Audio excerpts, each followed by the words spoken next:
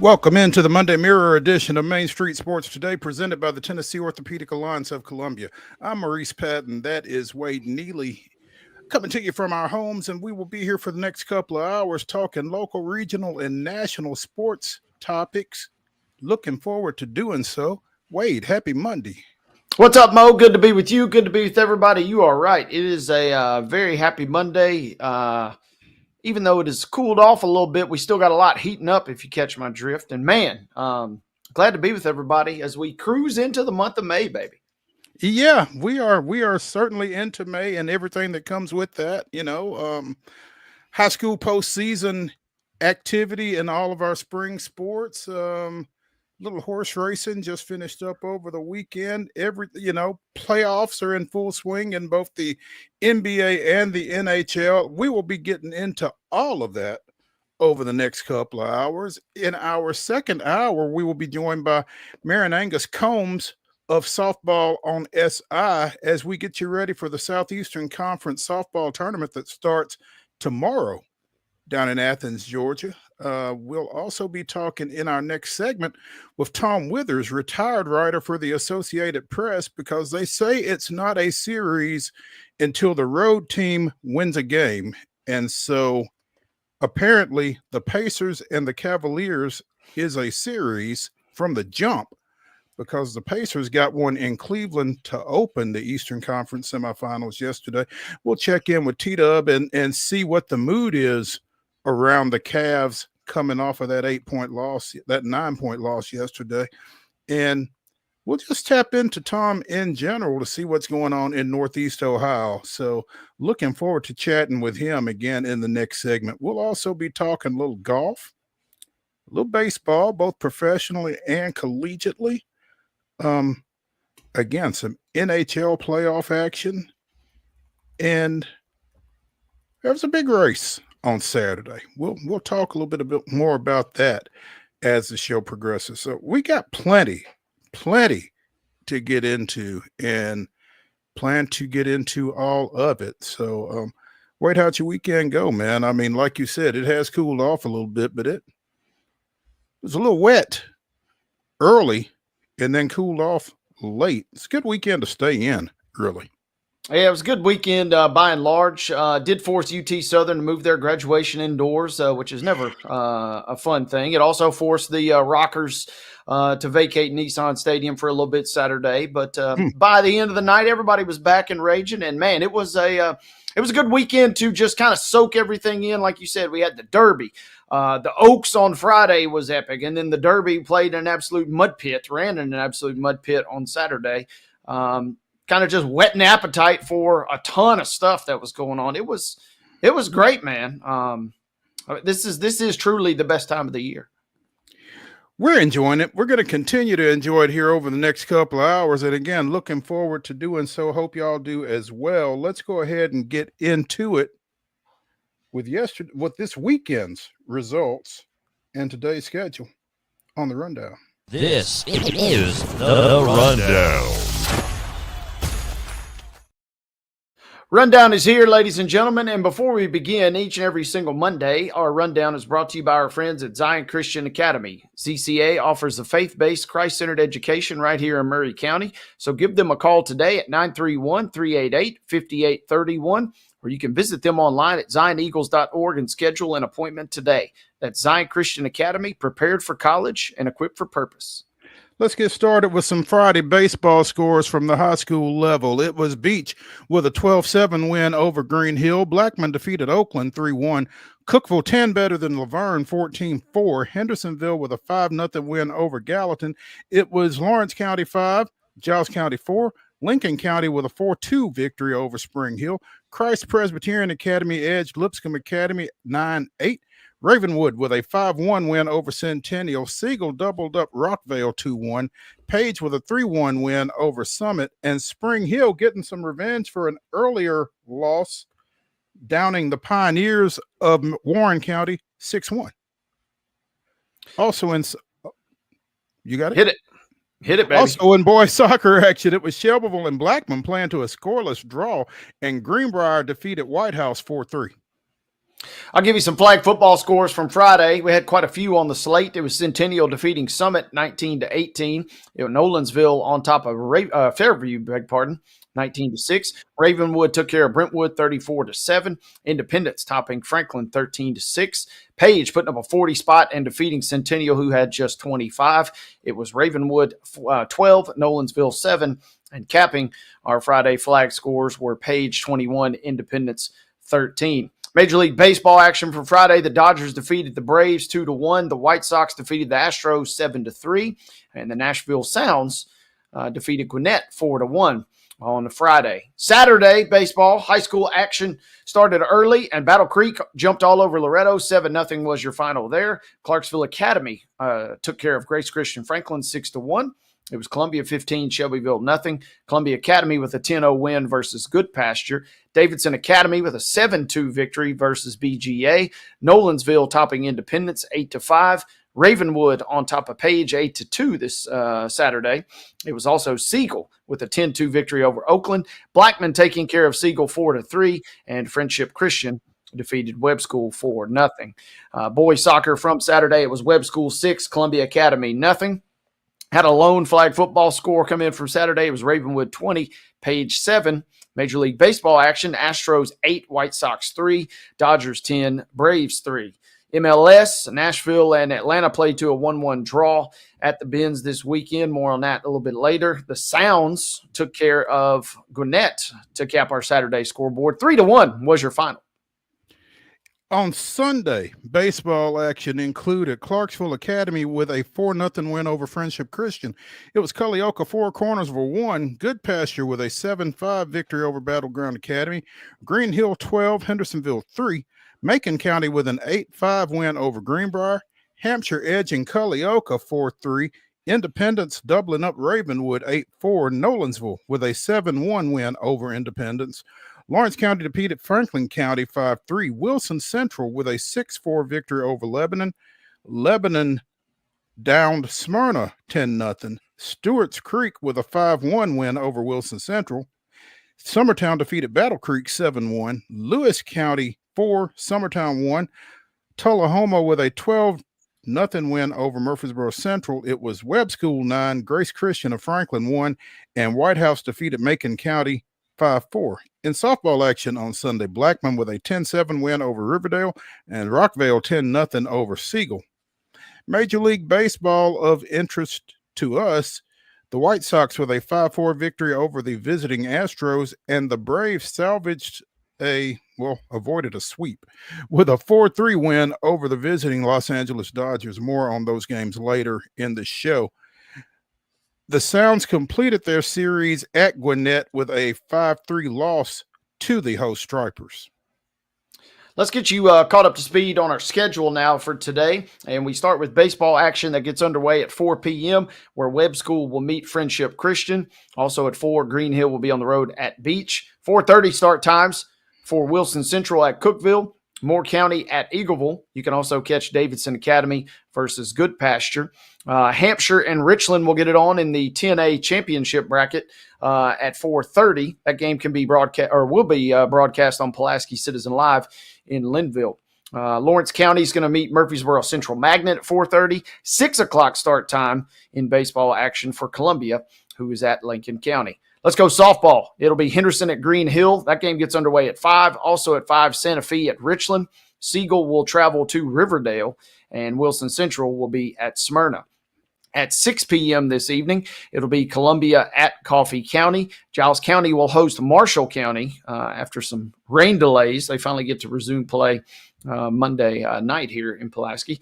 7 p.m. start time for Mount Juliet versus Beach. Culleoka at Cornersville.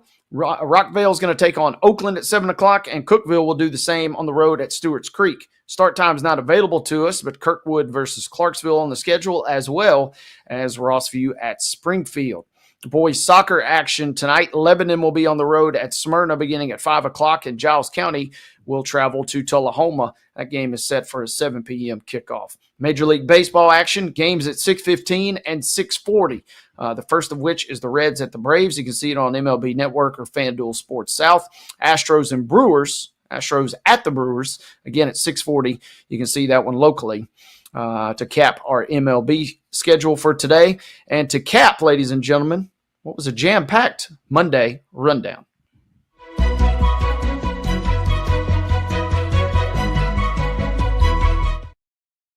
Your top story brought to you as always by the fine folks at Piggly Wiggly in Neely's Mill in Columbia. Be sure and check out their delicious daily deli lunch options available from 11 a.m. until 6 p.m.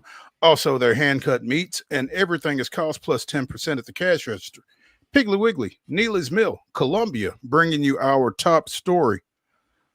Scotty Scheffler did what only 2 other PGA golfers have ever done this weekend, with his 31 under 253 to win the CJ Cup. Byron Nelson going away.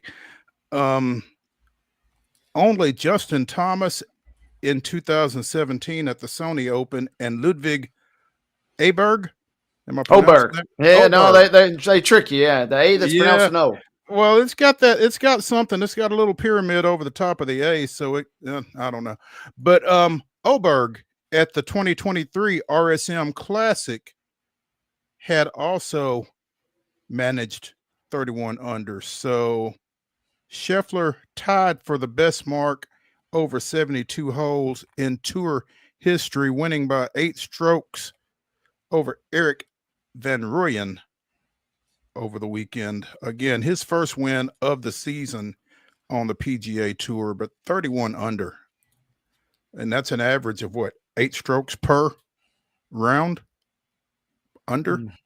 That's started with a 10 under 61 on Thursday and just never really let up. No, Scotty did what Scotty does, and we saw him, kind of just longingly looking at the leaderboard on Sunday at Augusta, kind of not his best effort, and you wondered if Scotty would kick it into gear. Playing back in Texas, he brought the goods this week. Would have probably gotten sole ownership if not going bogey par on the last 2 holes. You're right. He was on fire. He is the first wire-to-wire winner since our good buddy Lee Hodges did it back in 23 at the 3M Open, and just the third ever wire-to-wire to win at the Byron Nelson, going back to 1944, that is. So good to see Scotty. Got the PGA right around the corner, not this week, but next. Talk about heating up at the right time. Back on home soil and feeling good, playing very great. This just amped up the storylines, I think, heading into Quail Hollow in a couple of weeks. No doubt. And, he was on his home soil, like you said, and carried that banner proudly, apparently. 11 years ago, Scheffler made his PGA Tour debut right here at the Byron Nelson and became the first Texan in 18 years to win it since Scott Verplank did so in 2007. And like you said, had a shot to take ownership of that PGA Tour record by himself before going bogey par late. It's tough to say, if only when you finish 31 under, though, right? I mean, yeah, and we're seeing we saw some of the very, very best of this guy. This is what he's capable of. This was kind of the form that he was on this time last year, but kind of at the start of this year, for whatever reason, just not putting it all together. If I remember correctly, he didn't play in this tournament last year. If I recall correctly, this was the tournament he had to miss due to daddy duty. When we were on pins and needles, finding out if he would have to miss to go be there for the birth of his child. But I did love this dude, Jordan Spieth. He gets in on Sunday and he's sitting there as the clubhouse leader. And he kind of had the quote and said, you think this will hold up? Because Scotty hadn't even teed off yet. So he knew it wasn't going to happen, but a little Texas to Texas love there. And yeah, he was on fire. And like I said, this just amps up the drama even more for 2 weeks in Quail Hollow. This was a nice bounce back victory for a guy that didn't need it. He didn't necessarily need it. We know what he's capable of, but in terms of form, this is about as good as it gets for Scheffler bouncing back. Yeah. Came in 24 under yesterday, the first world number 1 since 2008 when Tiger Woods went into the Farmers Insurance Open to take an 8-stroke plus lead into the final round of a PGA event.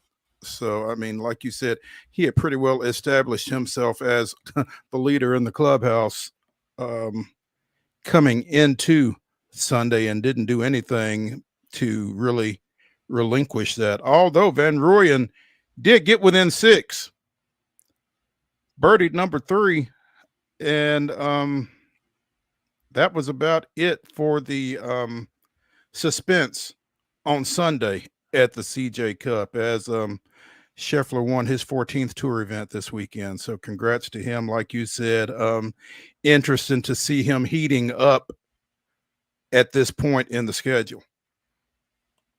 Yeah, I mean, him versus Rory is going to be scenes, because you feel like you see Scotty kind of back on good footing. And we had just talked about the run that Rory had been on even prior to the Masters. So, this is what the PGA faithful are kind of licking their chops for, because you got 2 of the best playing well. It's setting up beautifully for 2 weeks' time. There we go. Let's take a break here on the Monday Mirror edition of Main Street Sports Today, presented by the Tennessee Orthopedic Alliance of Columbia. When we come back, we will visit with Tom Withers, retired Associated Press writer, talking a little Cleveland sports. Stick around.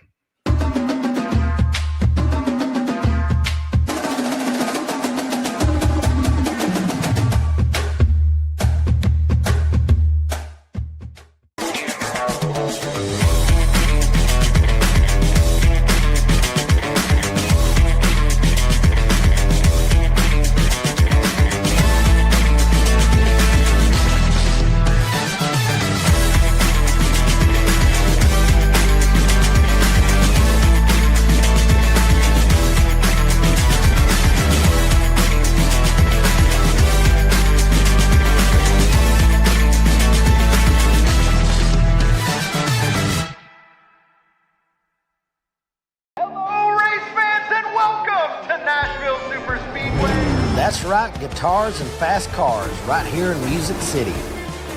This summer, NASCAR is back at the Nashville Superspeedway. Get your tickets now to watch your favorite driver take on the 1.33 miles of concrete chaos. Visit NashvilleSuperspeedway.com to lock in your spot June 28th through the 30th for the Ally 400 race weekend.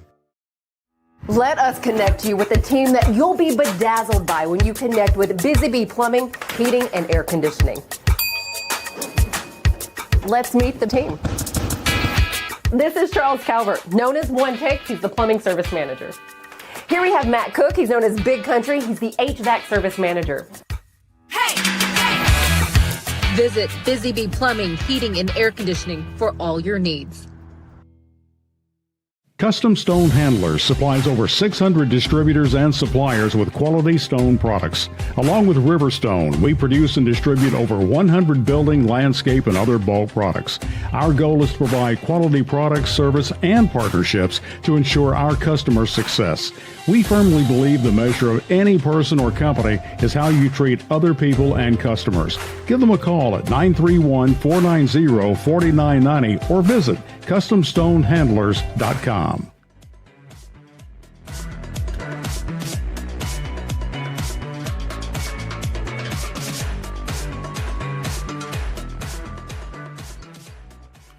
Welcome back into the Monday Mirror edition of Main Street Sports Today, presented by the Tennessee Orthopedic Alliance of Columbia. I'm Maurice Patton. That's Wade Neely. And we now have with us, he says he's retired, but we're still going to pick his brain up in Cleveland. Tom Withers, formerly of the Associated Press, joining us. Tom, thanks for taking some time with us, especially given your current employment status. I'm calling it quasi-retirement, semi-retirement. I can't quite step away. It's been interesting, but still been doing a lot of freelance and the Guardians, Cavs, doing a little bit of radio stuff. So staying busy. Well, I'm sure there's plenty for you to do. And, you know, when you've been doing it for as long as you have, a lot of people value what you do. So it's not as easy to pull out of it as you might have hoped. But I wanted to get a hold of you, Tom, because as I said in the first segment, and as Wade has said on numerous occasions before, they say in postseason play, it's not a series until a road team wins a game. I guess it's a series between the Pacers and the Cavs, right? Yeah, I think it was a series before it even got started. I'll be honest with you. I think this is a fascinating matchup. Two very evenly matched teams. I think in many regards, the Pacers are one of the more underrated teams in the NBA, in my opinion. They got off to a real bad start this year, coming off of their Eastern Conference Finals appearance last year. Halliburton was kind of struggling over the first month or so. It's taken them a little time to get underneath themselves, and the Cavs have just had a regular season that has just been magical, just to use that word. But yeah, I knew this was going to be tough, and it just got a whole lot tougher for the Cavs. They fall in game one, and Tom, the immediate question is the crew around the Cavs said that Darius Garland, if this was a regular season injury, would probably miss 1 to 3 weeks. How soon do they get this guy back in the lineup after what we saw yesterday? Well, it's taken on a new sense of urgency this afternoon, since it's been revealed that Evan Mobley sprained his ankle last night and DeAndre Hunter dislocated his thumb. So they're going to have 3 guys potentially doubtful, at least questionable, going into tomorrow night. So yeah, they need, look, if you watched it last night, you can see where Darius Garland's absence was magnified, because it was Donovan Mitchell for about a good 6 minutes. And without Donovan doing his thing, they really didn't have a legitimate playmaker out there. Ty Jerome's been terrific this year, but I think the Pacers had a good read on what Ty Jerome does best, and I thought they defended him very well. So, yeah, I feel so bad for Darius Garland, given the struggles that he had last year in the postseason, given all the talk around him during the spring and last summer about should they trade him, can he play with Mitchell? And he's had a terrific regular season. So they got to hope that toe heals up as quickly as possible. Injuries are the great equalizer this time of year, aren't they? No doubt. Tom, real quick, also, you mentioned his name, so I feel compelled to mention. Somebody pointed out yesterday, Ty Jerome has a great game. He scores 21 points. But if Ty Jerome is scoring 21 points, that's not necessarily the best thing for Cleveland, right? That's exactly right. And like I said, I thought the Pacers did a really nice job in how they defended him. He's got a nice kind of slow, regimented kind of game. He takes you where he wants to, with the ball. Gets himself into the middle of the lane. Does a nice job of that. He has a real good rapport with both Jared Allen and Evan Mobley on lobs, but the Pacers kind of figured that out, and they took away those couple of feet where it turns into, should I shoot the floater, or do I have the lob, or what do I have? And I thought Ty dribbled himself into a couple of bad spots, had a couple balls tipped away, had a shot or 2 blocked, so he wasn't the same. So to your point, though, I think the Cavs took 90 shots, and 50 of them came from Donovan Mitchell and Ty Jerome. It's got to be spread out a lot better than that. They really got nothing out of their bench. Dwayne Wade gave them nothing. Isaac Okoro, who I think is a terrific guy and a wonderful defender, has been an offensive liability, particularly in the postseason. If you saw last night, the Pacers were willing to give him that outside corner 3, and if he's not going to make them pay for it, they're going to let him shoot all night. So, yeah, Atkinson has really got to figure something out with his bench. But to your point, it's got to be much better balanced. That's why the Pacers played so well last night. They got contributions from everybody. Vanderbilt fans a little conflicted during this series. Darius Garland did not play. Aaron Nesmith with 17 points and 8 boards for the Pacers in this one. Yeah, he did a really nice job. I thought Nesmith, I thought Nembhard, they got contributions from just about everybody. Obi Toppin hits a big 3 from the outside. Mathurin, who's a real nice player, does a lot of little things that don't necessarily show up in the box score, but, he's going to be a problem. That block that he had on Hunter, which, I don't know, I've been watching basketball for a long time, looked like a foul to me. I thought he had his left hand in his chest and kind of wrote him out. But a good, defensive momentum type of play that he makes there. So, listen, as I said to you guys before, I think the Pacers have been overlooked by a lot of people this year. This is a really good team. Now, granted, they didn't have much of a threat in the first round because they played a Bucks team basically on one leg. But this is an Indiana team that's got potential to go as far as they want to go. Halliburton seems to have shaken off the waning moments of that previous series. Goodness gracious. 22 points. 13 assists, 9 of 15 from the floor. I mean, he played about as well as you would expect for Yeah, he Indiana was in that terrific. win. Yeah, he was terrific. I thought, especially in the first half, I thought some of the Cavs' defensive rotations were pretty poor, and they weren't getting out on the perimeter and making it tough for the Pacers to shoot threes. And if anybody's going to shoot 19 for 36, they can go as far as they want in the playoffs. I mean, that's the number that jumps out to everybody last night. The Pacers shooting that well, and the Cavs going, I think it was 9 for 38. It's the first time in 91 games that they haven't made at least 10 3-pointers in a game. One of the flaws, I think, for this Cavs team this year has been that relying on the threes. And as you guys know, it's kind of what the league has turned into, right? It's what the Celtics do best. They race up and down. They fire at will. And I think the Cavs sometimes get themselves caught in situations where they just come down. You saw it last night. Max Strus, Ty Jerome, they both shot up threes early in the shot clock where, as you mentioned before, a little bit of swing with the ball around the perimeter might have been a better option. Tom, I'm also curious. I was not anticipating the game. By and large, it might have been okay. But, man, when you look and you see Jared Allen with just 5 rebounds and kind of see Indiana at times kind of dominating the glass, and then you tell us about these injuries, especially with your defensive player of the year possibly being out in Mobley, who do the Cavs turn to for support? Is Allen going to have to try and really take on that much bigger of a load? Because it seemed like a little bit of a letdown to me last night. Yeah, he might have to. I thought he got a little shaken up on that one play as well, where he went up for a dunk and kind of took one to the ribs from, I forget who it was, one of the Pacers forwards. It might have been Miles Turner, kind of set him on his rear end, and they were screaming for a foul that didn't come. But much like Darius Garland, Jared Allen has spent the last 2 postseasons trying to shake off the narrative about him. He got beaten up by the Knicks 2 years ago, and that's when he had said after that round, he said that he felt like the lights may have been too bright for the Cavs, a quote that he is still having to play down on an almost daily basis. Then last year, he was terrific against Orlando, breaks his ribs, and ends up being a much more serious injury that the Cavs told us about. We found out about later that he was, really suffering and struggling.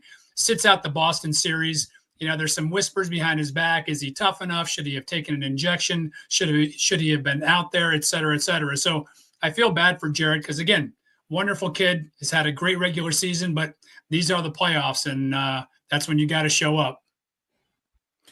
Tom, speaking of playoffs, have we reached a point? Real quick, have we reached a point where we're talking about playoff Nembhard?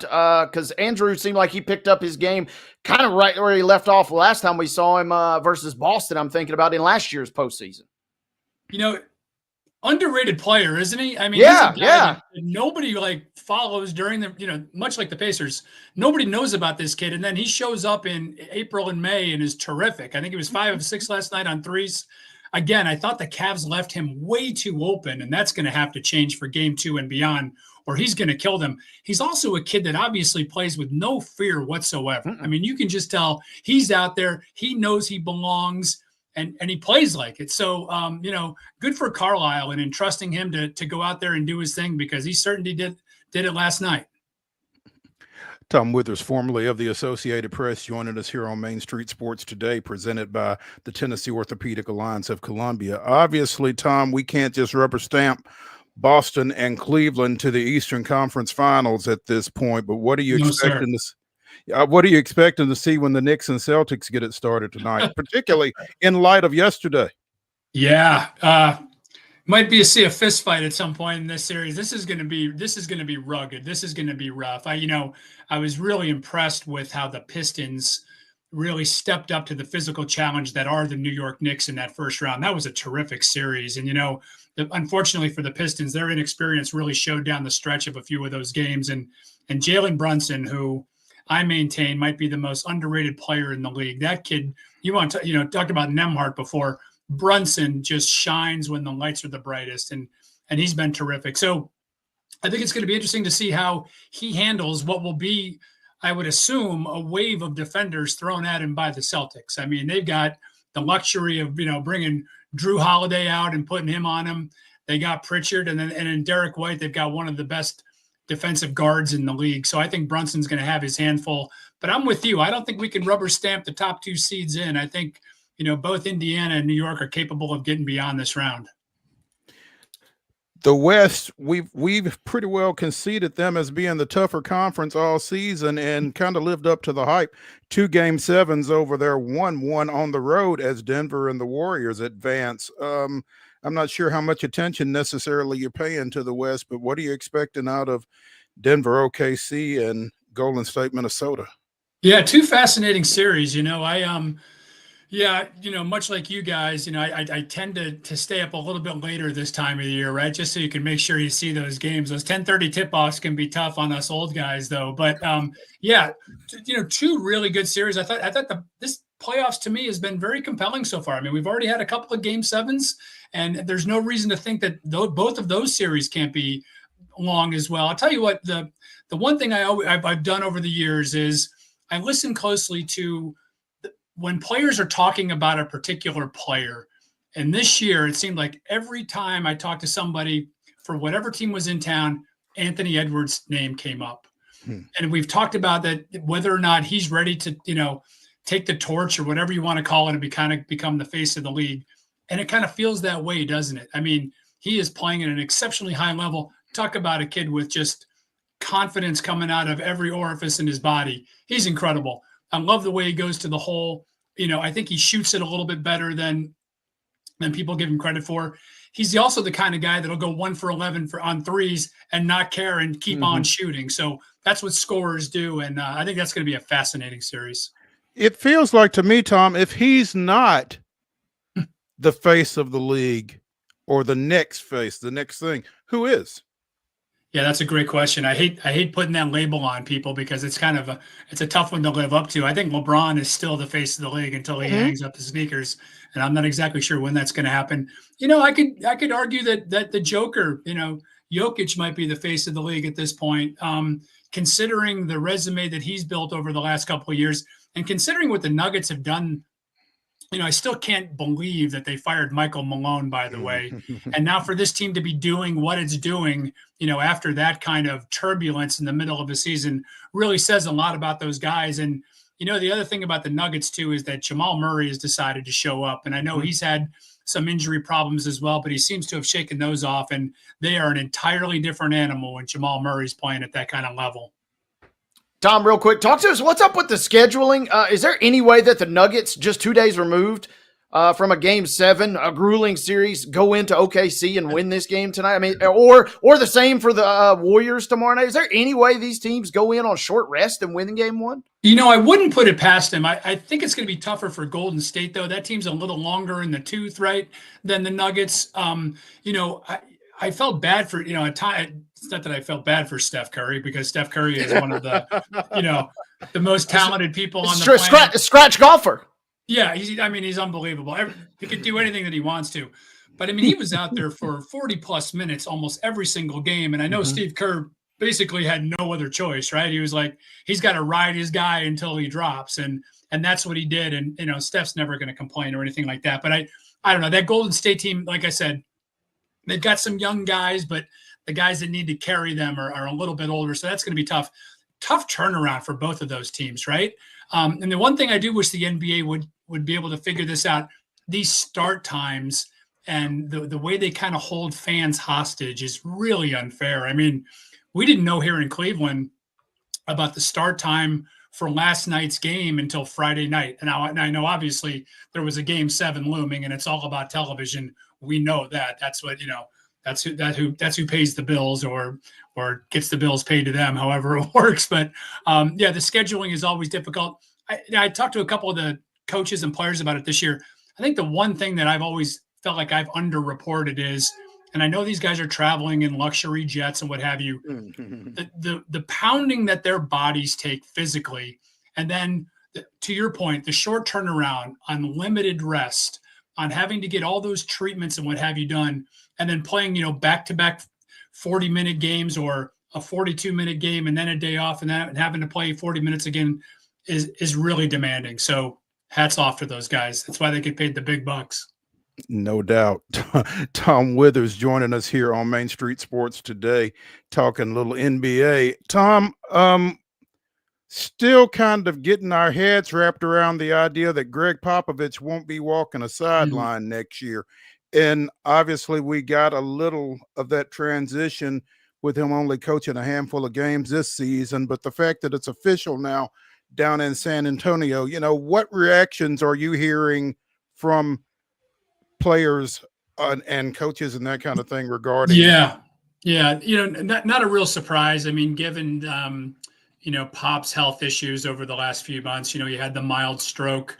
He is 76, and while a young at heart 76, I mean, that's he's up there. So credit to him. Unfortunately, it felt like that story kind of got washed over by all the events of the days, right? I mean, it felt like last week that we really needed to spend a little more time kind of revering Pop for what he's done. I mean, 5-time NBA champion, his resume speaks for itself, gold medals, all that stuff. And he's been, while he hasn't always been a media favorite, it can be very tough on reporters at times. I have a great deal of respect for Pop and what he's done and accomplished throughout his career.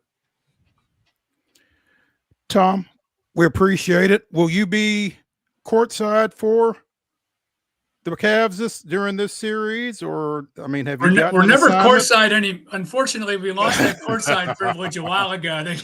They tend to send the media a little further and further up. But will you be in the building? I will be in the building tomorrow night. Yeah, so I'll check in with you guys again soon. Sounds good. We appreciate you taking some time, and look forward to catching up with you again soon. Oh, hey, before we do let you go, thoughts on the Browns? How much time you got? It's going to be, I tell you what, it's going to be fascinating to see it's always fascinating to see what they do with this quarterback position. And the Browns have gone from, not having any quarterbacks to now 5 on the roster, including Joe Flacco, who I felt like they should have signed last year. And that's a whole other Deshaun Watson discussion. Deshaun Watson is still in the building. Kenny Pickett is now around. They take Dylan Gabriel at number 94, and then sure enough, the guy that we thought they might take at number 2, they take at 144 in Shedeur Sanders. So I think what's going to be interesting is that it's pretty much a blank slate. I think Kevin Stefanski and his staff are looking at all 5 of these guys as, hey, somebody's got to get the starting job. One of you convince us that it's going to be you. So I think anything is in play at this point. I shouldn't say that. I think Watson has played his last down for the Browns. I don't think that's going to happen. But in terms of Flacco and Pickett, I think that's a jump ball. And I think both these rookies are going to get a shot. And, it's a low-risk pick in Shedeur Sanders. I liked the kid enough that I thought he was a potential, pick for them at number 2. So, yeah, never a dull moment with the Browns quarterback situation. That's for sure. What about their running? Yeah, what about their running back situation as well?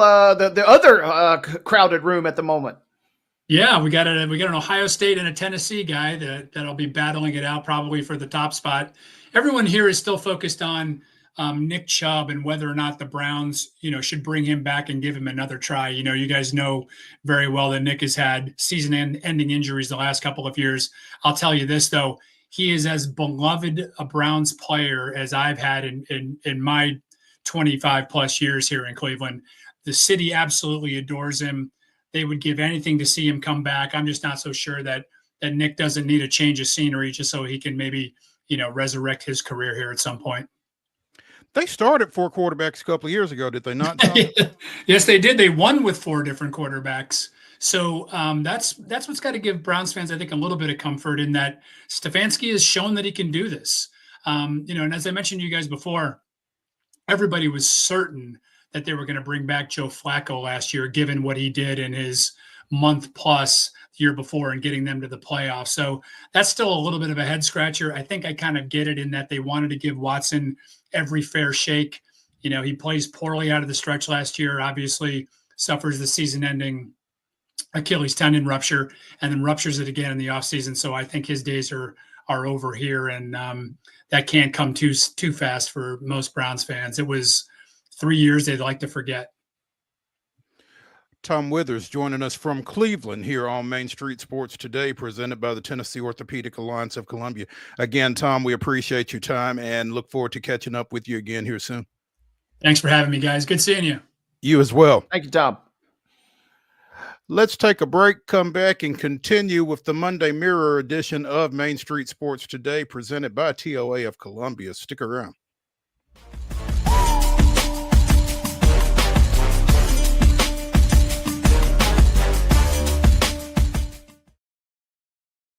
What does 50 years look like to you?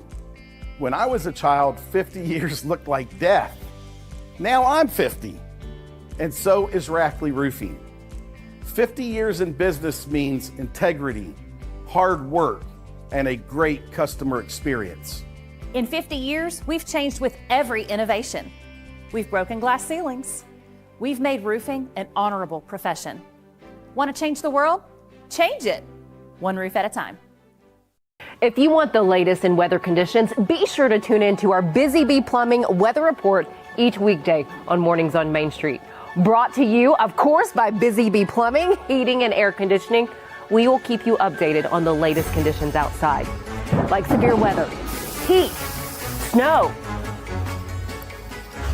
rain, and even hail.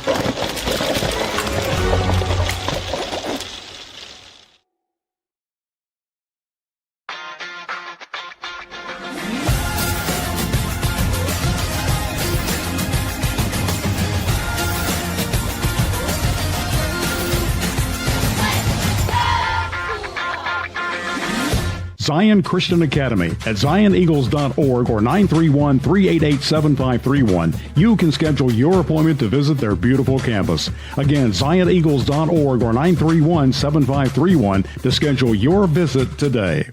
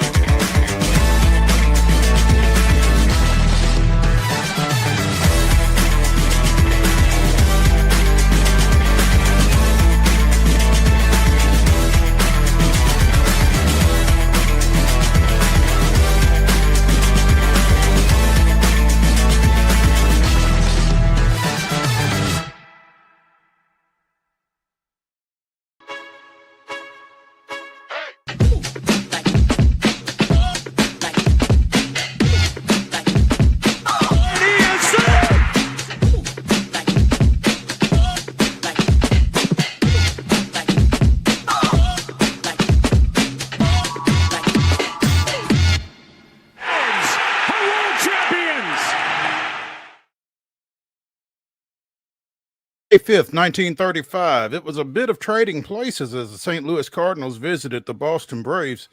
Dizzy Dean walked the Braves' Babe Ruth in his first plate appearance, then struck him out in his following at bat before the slugger left the game. Dean also hit a solo home run as part of a 6-run second-inning rally and picked up the complete game victory as the visitors won 7-0. That was this day in Braves history. Couple of Hall of Famers going at it there in Dizzy Dean and Babe Ruth 90 years ago today. The great Bambino. Yep. And old Diz. As we mentioned, Braves avoided the sweep on national TV last night, defeating the Dodgers 4-3. More specifically, it was Austin Riley 4, the Los Angeles Dodgers 3. Austin with a pair of home runs, driving in Alex Verdugo in each of his first 2 at-bats. And Bryce Elder pitched just well enough. 6 strikeouts over 5 innings. Went into the 6th as Schnitker once again has to make things interesting with the pitching situations. But Dodgers scrapped back into it, had the tying run at third base when Raziel Iglesias struck out a pair of guys to complete the save and salvage the victory. Again, Atlanta 4, the Dodgers 3. Braves getting to 15-18 on the year with that one win in the series after losing 2-1 on Friday and 10-3 on Saturday in a rare subpar performance from Spencer Schwellenbach. So Braves still kind of fighting it a little bit, but showed a little fight last night and kind of gave the Dodgers something to think about as they left town, I guess. Yeah, at least grab one win and kind of, chance to reset the deck here. Shake your fist and say, we'll see you guys down the road. That's the way you kind of got to look at that. Yeah, if they do see them down the road, it'll be in the postseason because they're done for the regular season. Obviously, they went out west to open the season. dropped a handful of games out there as part of that 0-7 start. And then, so, they finished 1-5 for the year against the Dodgers. Not great. They won't be the only team that has that record against that team, though. There you go. They are pretty much a wagon. So, out with the Dodgers, in with the Reds. It's Cincinnati and the Braves. That's a 6:15 start tonight. Brady Singer getting the start for the Reds, 4-1 with a 3.24 earned run average. AJ Smith-Shawver gets the ball for the Braves, 1-2 with a 4.26. Cincinnati coming in a game over 500 at 18-17, and you would like for this offense to even out and be a little bit more consistent, and certainly for this bullpen to do likewise. But, the Braves just trying to tread water, I guess, until Strider and Acuna get back. And hope that they're the answer when they do. Yeah. Certainly you're just assuming plug and play, but, it's never always that easy. This will be a fun series. It'll be a swing series. Reds are slowly starting to play their best ball of the season. Kind of Atlanta's right there on the cusp of flirting with 500 yet again. Hunter Green is supposed to pitch later in the series, it does look like. So Atlanta, if you're going to get a couple wins, maybe go ahead and get them first two out of the way before Wednesday rolls around. The Reds putting some pressure, a little bit of pressure on the Cubs. 3 games back in the NL Central. The Cubs at 21-14. Again, the Reds at 18-17 coming in here. Those are the only 2 Central teams over 500, and Houston hopes to keep one of those teams below 500 as they go to Milwaukee after dropping 2 of 3 to the White Sox over the weekend, including a 5-4 rain-shortened 7-inning affair yesterday. Yeah, you can hope in one hand, but we'll see what happens after them versus the White Sox. So, like I said, it's going to be up and down all year long with Houston. They will beat some teams that are probably not, just when you count them out, they'll spring a little 5-game win streak on you and get you fired up, and then they'll lose 2 or 3 to the White Sox. So maybe they can tap into some old NL Central magic and get a couple wins versus their former rival there. Hey, you got to take a little positivity out of that series, though, because, again, even though you dropped 2 of 3 in Chicago, you got 3 2/3 scoreless out of Lance McCullers Jr. yesterday. Got the no decision, I believe, in that game. But his first start since, 2022?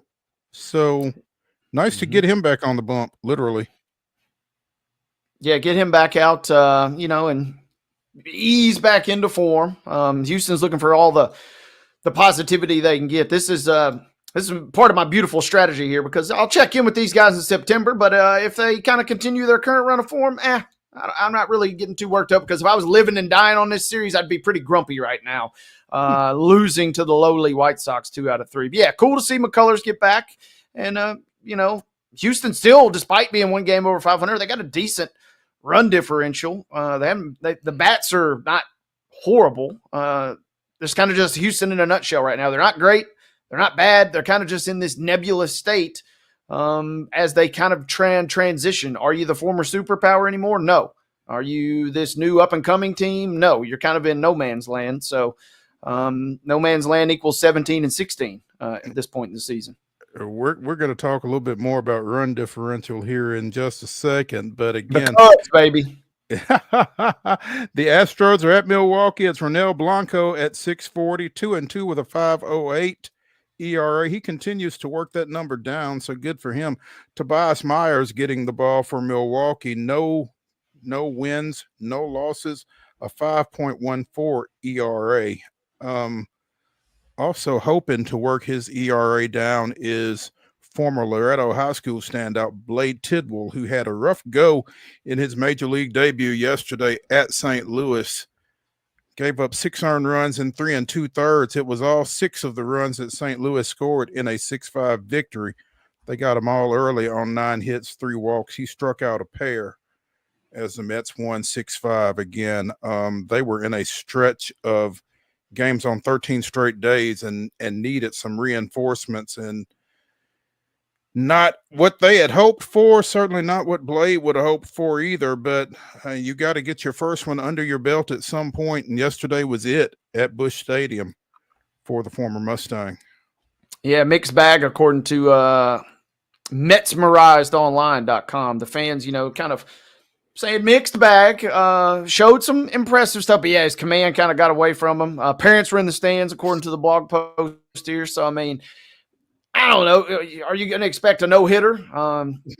Probably not. Are you going to expect, a massive performance? It is the Mets. He's probably thinking, hey, I could just show up and these guys could score 10 runs and all I got to do is not give up 9 and we'll be okay.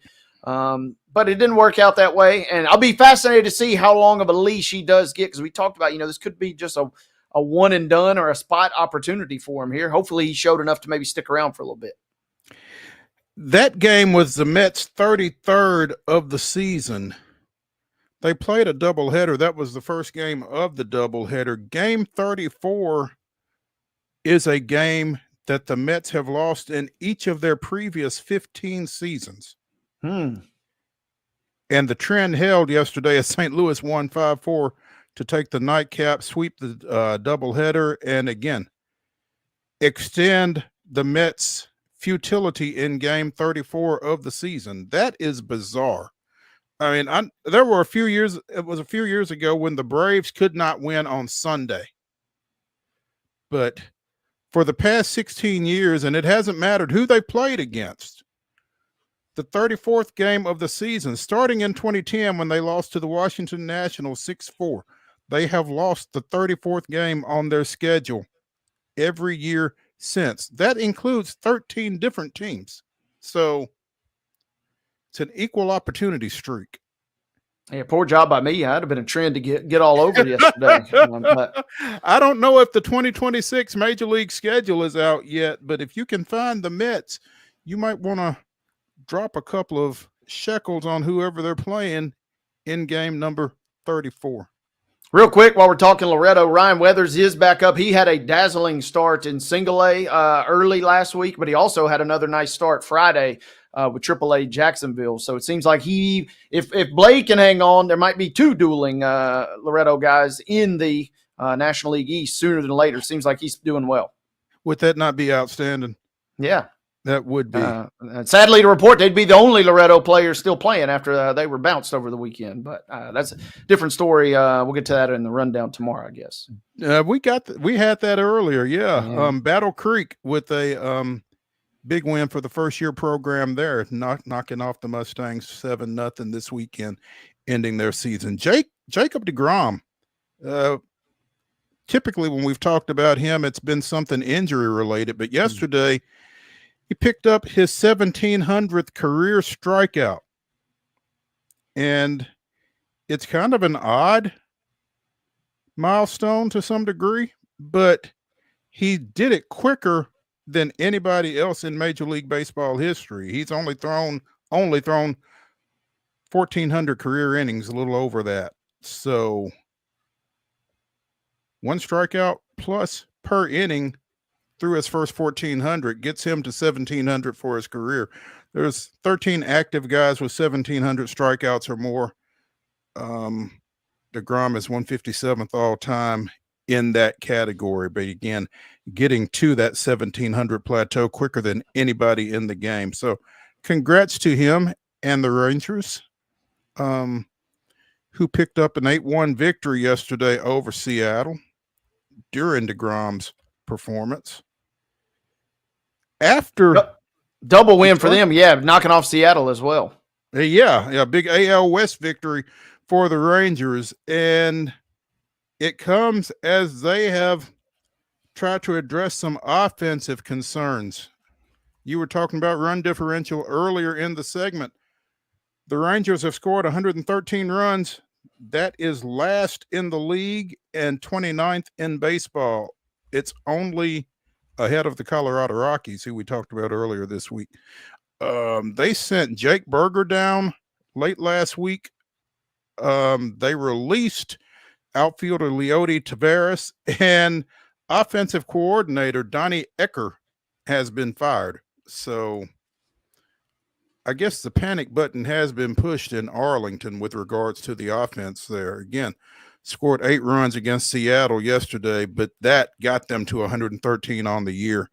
Tavares struggled, obviously. Berger struggled, so they sent him down to Round Rock to try to get some things straightened out and see what happens. And I guess part of the panic, Wade, is the fact that nobody really is running away with the West, and so you don't want to squander these opportunities to stay in it.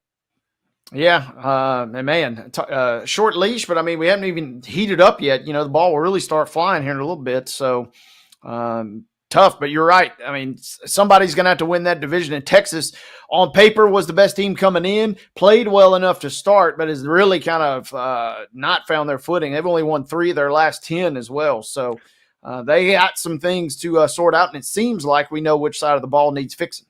Apparently, or they seem to think so anyway.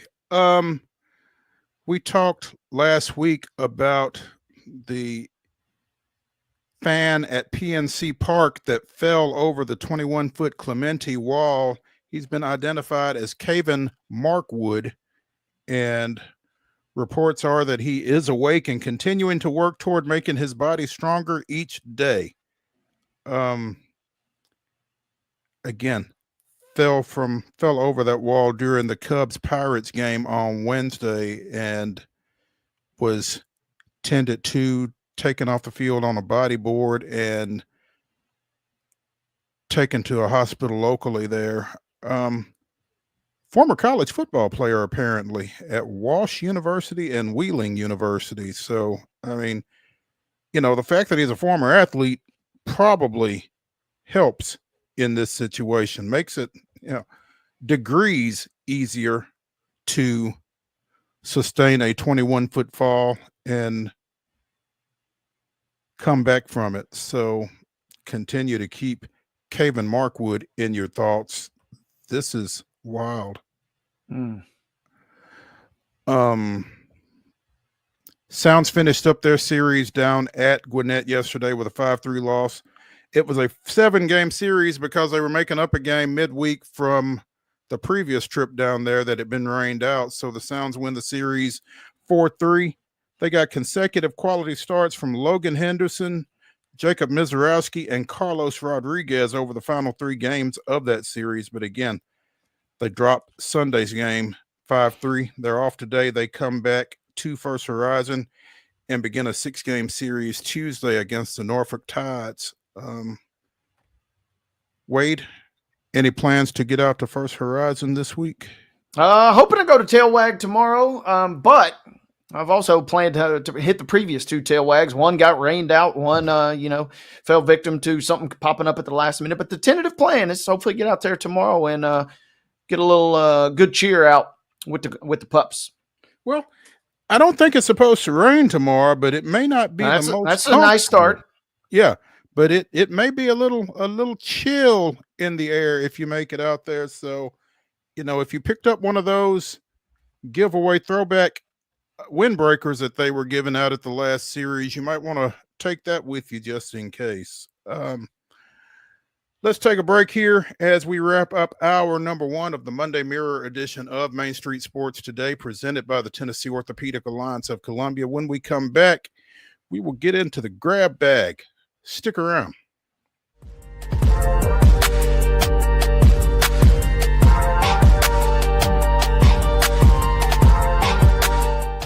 Jones & Lang Sporting Goods here in Columbia has been outfitting teams, officials, and anybody else from T-ball to college for 50-plus years. Be sure and check them out at 931-388-8060 or online at jonesandlang.com. Jones & Lang Sporting Goods, the look of a winner. Zion Christian Academy at zioneagles.org or 931-388-7531. You can schedule your appointment to visit their beautiful campus. Again, zioneagles.org or 931-7531 to schedule your visit today.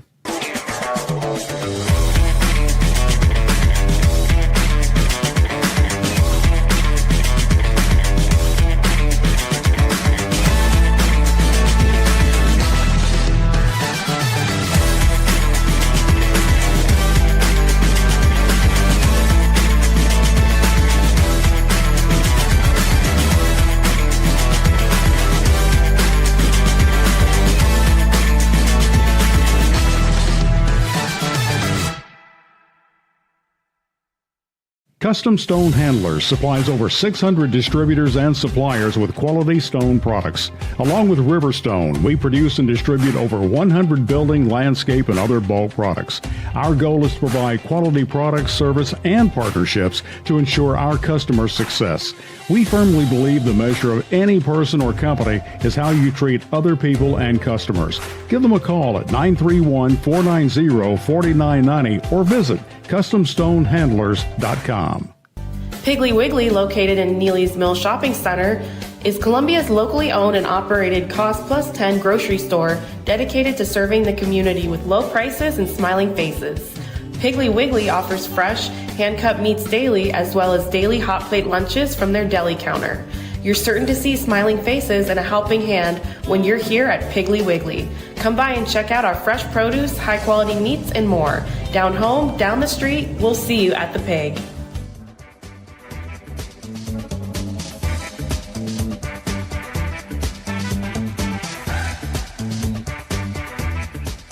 Hour number 2 of the Monday Mirror here on Main Street Sports Today, presented by the Tennessee Orthopedic Alliance of Columbia, starts right now. That's Wade Neely. I'm Maurice Patton. SEC baseball over the weekend. Suddenly reeling are the defending national champion Tennessee Volunteers. Dropped 2 of 3 against Auburn over the weekend at Lindsey Nelson Stadium. And that is the 3rd straight series they've lost at home, I believe. Going back to Texas A&M bouncing back from a game 1 win to sweep a doubleheader up there, followed by dropping 2 of 3 to Kentucky 2 weeks later. And this weekend, been a tough stretch, especially when you throw in the series loss down at LSU last weekend and having to win game 3 to avoid a series loss at Ole Miss. So it's been a little bit of a struggle here all of a sudden for the Volunteers. And again, we've talked about it. It is a Southeastern Conference. It's a meat grinder every weekend, but you don't want to lose 3 consecutive series at home, regardless of what conference you're playing in, I don't think. No, you certainly don't. And that meat grinder won't really do you any favors other than, maybe boost your RPI. You're going to have to go out and take care of business. The good news is also the bad news for this Tennessee team. In the grand scheme of things, nobody really cares about what happens in the regular season. It will all be about the postseason for this team. That was kind of the mantra from the jump, whether they were saying it or not, it felt like. But the bad news is the warning signs kind of could be here, and you kind of could bury your head in the sand a little bit if you so choose and say, who cares? We'll just worry about the postseason. But then if you get bounced early, whether it's a regional or super regional, you don't make it to Omaha or you get bounced at Omaha, and you're going to look back and say, oh, yeah, there were warning signs all year long. So the good news is Tennessee's in great shape because they're really only concerned about the postseason. They have no choice at this point. Mm-hmm. But the bad news is it feels like something's wobbling a little bit. And Tennessee's got Vanderbilt playing at home this week, and home has not been good to the Vols, as you alluded to these last couple of weeks. They close with Arkansas, granted on the road, which may be a better thing for Tennessee, but their last 2 series are going to be massive beginning this week versus Vanderbilt. Well, and all Arkansas did this weekend is sweep number 1 Texas. Right. I mean, yeah, and how many times has Chris Lee told us all year long that they are really maybe the best team in the country until Texas kind of just wrestled it away from them. But then Arkansas immediately Thursday, Friday, Saturday takes care of business. And now we sit here kind of wondering which one of those 2 is the best. So Tennessee is in a weird spot right now, to say the least. They're in a weird spot in more ways than one. They and Vanderbilt are tied at 14-10 in the conference, which has them at 5th in the conference, behind Texas, Arkansas, Georgia, and LSU. And the way this conference tournament is structured, it pays to be a top 4 team because it's single elim, 9-16. Go look at the bracket. I mean, it's pretty cut and dried. But again, the upshot is you would rather be 4th or higher than 5th or lower And that's kind of what's going to be on the line for Tennessee and Vanderbilt. Vanderbilt put itself in that situation with taking 2 of 3 this weekend in Nashville against Alabama. So big series win for Vanderbilt this weekend as Tennessee continues to spiral a little bit. Again, run ruled Alabama in 8 innings in the opener on Friday night, fell 5-2 on Saturday, and then a 9-7 walk-off victory yesterday to get the series for the Commodores. So they continue to surge, and obviously that UT Vanderbilt series this weekend will be huge, as they always are when those two get together. And like you said, Wade, the fact that it's in Knoxville, the way Tennessee is playing right now, I'm not sure exactly what the advantage is there. So we'll see. Yeah, this is going to be a massive showdown. Really, I kind of like you, to your point. I mean, for pride more than anything, but there is an element, especially with only one series behind this for these two teams. There's some real stakes kind of buried beneath the surface a little bit. That will be an interesting one to watch, to say the least. Especially, Vanderbilt goes in, sneaks in, and grabs game 1. Feels like the pressure will just get ratcheted up even more for Tennessee. I'll be keeping eyes on that next weekend. Vanderbilt finishes the season at home against Kentucky Thursday, Friday, Saturday, and that's a pesky Kentucky team. As we've talked to Ben McKee and others over the season, they sit at 10-14 in the conference, but obviously they can jump up and get you as Tennessee. So this last couple of weeks will be obviously worth keeping an eye on. NHL playoffs had a couple of game 7s as well over the weekend. Winnipeg last night.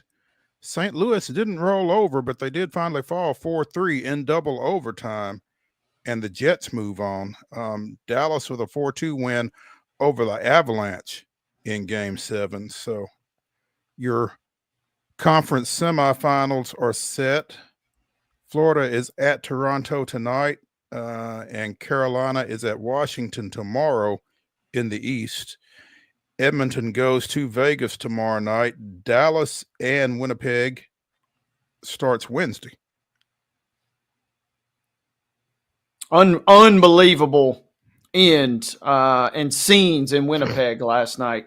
Scoring with 1.6 seconds remaining to force overtime. St. Louis had all but wrapped that thing up. 1.6. I think they might have officially credited it like 2.2 or something like that. But Winnipeg buries it late. And then Adam Lowry, the captain, taking care of business in the double overtime. That was just unreal theater. There might still be some soda on the top of my ceiling from where I threw my drink straight up in the air. Crazy, crazy scene as Winnipeg rallied from 3-1 down. And again, scoring 2 times in the final 2 minutes and change to get it to overtime. St. Louis, you can do nothing but tip your cap. And I know it is got to be painful to wake up today. They had Hellebuck seeing ghosts, the best goaltender in the league. He was seeing ghosts in the first period, but Winnipeg finds a way to win. And yeah, we are set up for some dandy semifinal matchups going forward. The drama continues on the ice. The drama also apparently continues in Ann Arbor, Wade. No. The Wolverines are suspending head coach Sharon Moore for 2 games in this upcoming season for his part in the Connor Stallions scandal. Now, when you hear that someone has been suspended for 2 games, you tend to think, okay, what are the first 2 games that they're playing? No. Sharon Moore is being suspended for Michigan's Week 3 game against Central Michigan and its Week 4 conference opener against Nebraska. Thus, he'll be able to coach the Wolverines when they face his alma mater, Oklahoma, in Norman in Week 2. I don't know who they open against.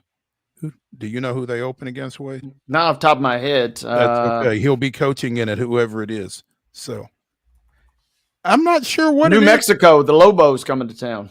Okay, so going to coach against New Mexico, going to coach against Oklahoma, then going to sit 2 games against Central Michigan and Nebraska. Not sure what that says for Nebraska that they opt to sit him down for the Big Ten opener there, but at any rate, I'm not sure how I feel about being able to pick who it is you're not going to coach against, but whatever.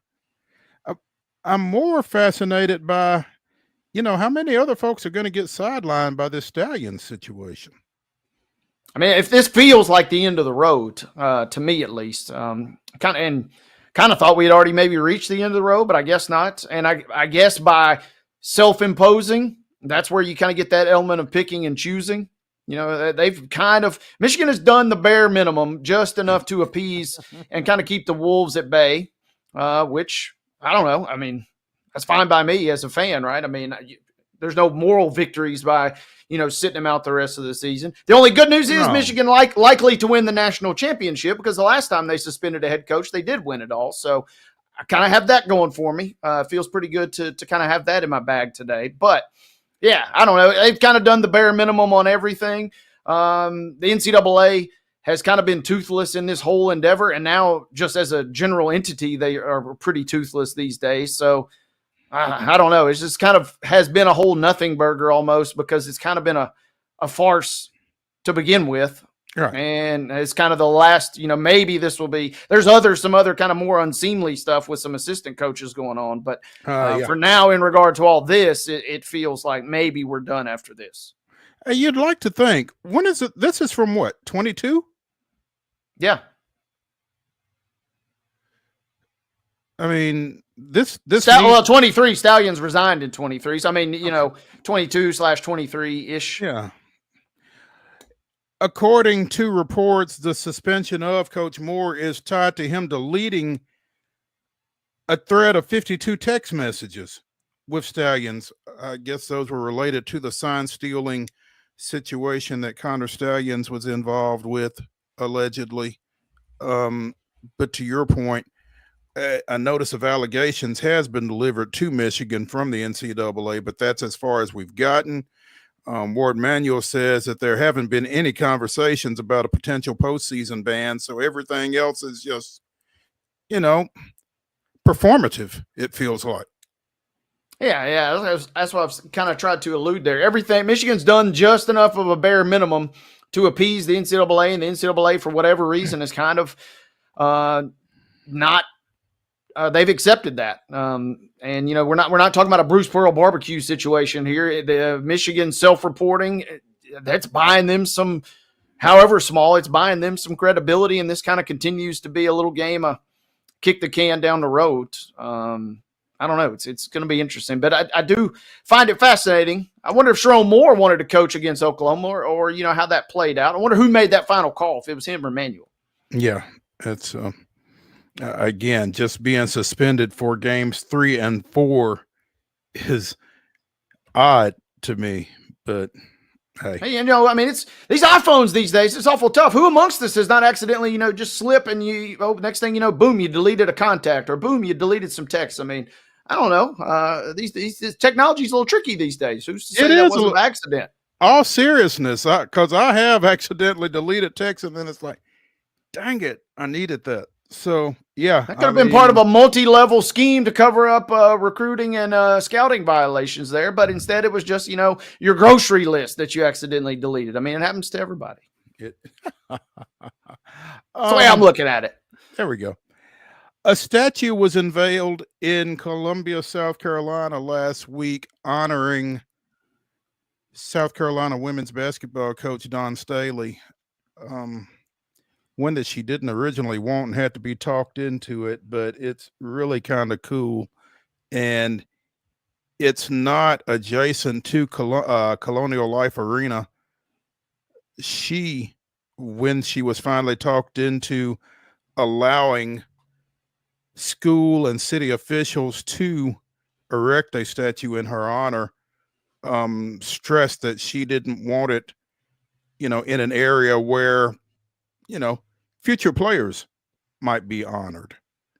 And we've discussed Aja Wilson's statue that went up a couple of years back near Colonial Life. So hers is adjacent to campus, but it's kind of where it can be seen, without necessarily being on campus. It seems like I'm not real familiar with Columbia, South Carolina, but according to an article, it stands at the intersection of Senate and Lincoln Streets in downtown Columbia. So for those of y'all who do know the area, that's where you can find it. As the picture just showed that Mark threw up, sculpture depicts Staley standing on a ladder and holding a net like coaches do after winning a championship.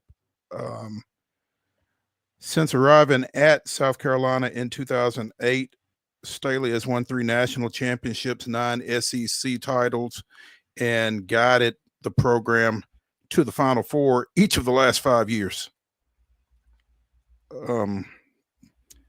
Again, did not want a statue. In reference to Aja's statue, I wanted hers to be the only one ever. Contrary to the belief of one of my coaching colleagues, her statue wasn't in response to winning a national championship. It was in response to being a winner at life. It's a tribute to a hometown hero, a symbol of what's possible to the youth of Columbia when passion meets preparedness. But once she was talked into it and brought around to it, she said, if that little girl sees that I was the first to do something, I want her to know that it was only so I wouldn't be the last. I want her to see me as an example of what can be accomplished by giving intentional effort every day. But if she wants to see greatness, well, Aja Wilson is just up the way. I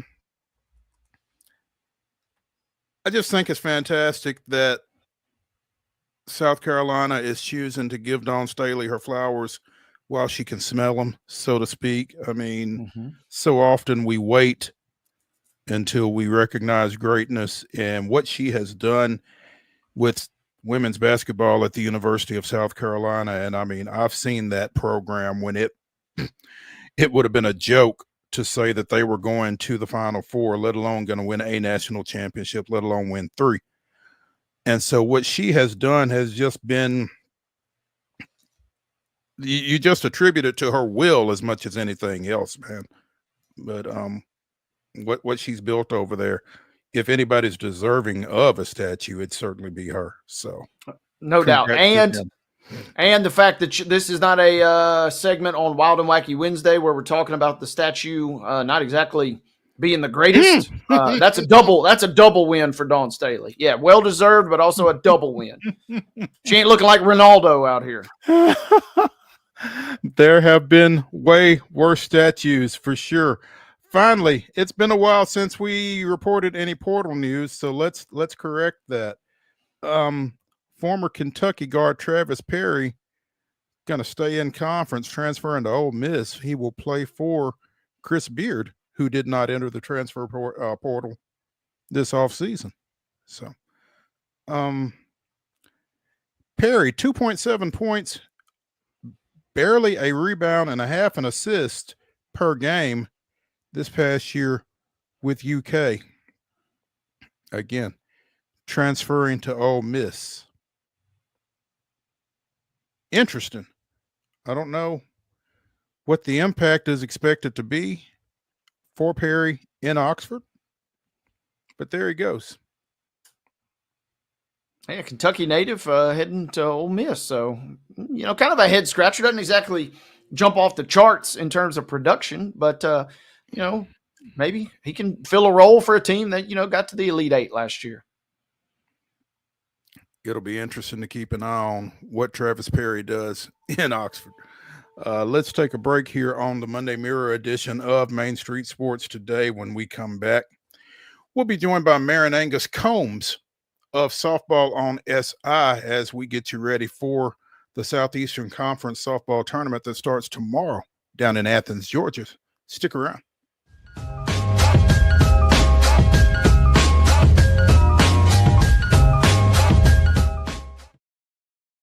Hello, race fans, and welcome to Nashville Super Speedway. That's That's right, guitars and fast cars right here in Music City.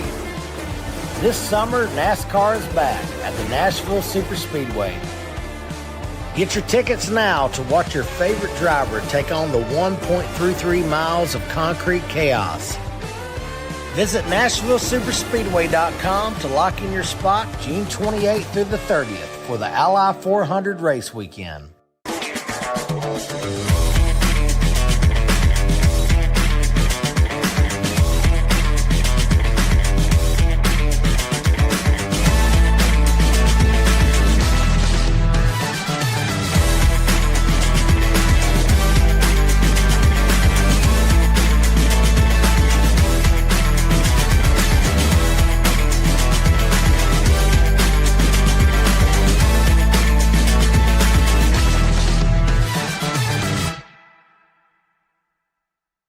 Jones & Lang Sporting Goods here in Columbia has been outfitting teams, officials, and anybody else from T-ball to college for 50-plus years. Be sure and check them out at 931-388-8060 or online at jonesandlang.com. Jones & Lang Sporting Goods, the look of a winner. Piggly Wiggly, located in Neely's Mill Shopping Center, is Columbia's locally owned and operated Cost Plus 10 grocery store dedicated to serving the community with low prices and smiling faces. Piggly Wiggly offers fresh, hand-cut meats daily, as well as daily hot plate lunches from their deli counter. You're certain to see smiling faces and a helping hand when you're here at Piggly Wiggly. Come by and check out our fresh produce, high-quality meats, and more. Down home, down the street, we'll see you at the Pig.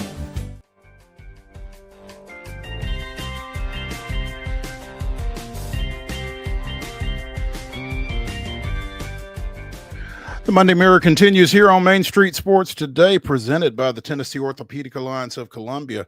That's Wade Neely. I'm Maurice Patton, and we are pleased to have with us now from softball on SI, MAREN ANGUS-COOMBS, talking Southeastern Conference softball.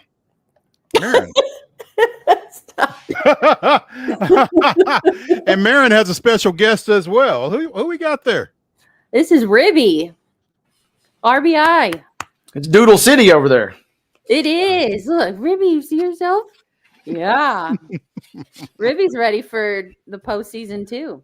Well, does she have a pick? He, she? She. Does she have a pick? Who do you think's gonna win the SEC? We're going with Arkansas. Oh. Let's going out on a limb, perhaps. Let's talk about fifth seeded, top-ranked Arkansas. Top-ranked Arkansas. Fifth seeded Arkansas. That just kind of speaks to the parity around college softball right now, I guess. Is that fair to say?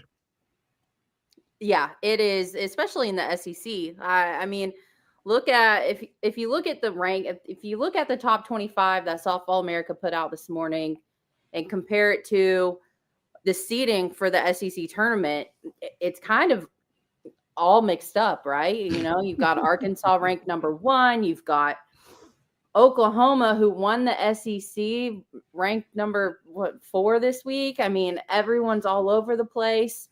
I think it speaks to the true parity of the SEC, and it's just really it's exciting. It's mayhem. Let's go.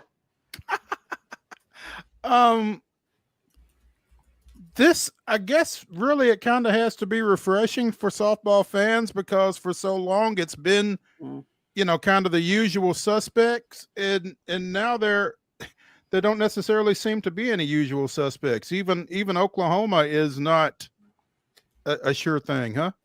Yeah, and Oklahoma, it's got to be tough because, you know, they while they have played well lately, I use that term loosely, they did lose 3 SEC series, and that, you know, that's a team that's not used to losing a series in their in-conference play,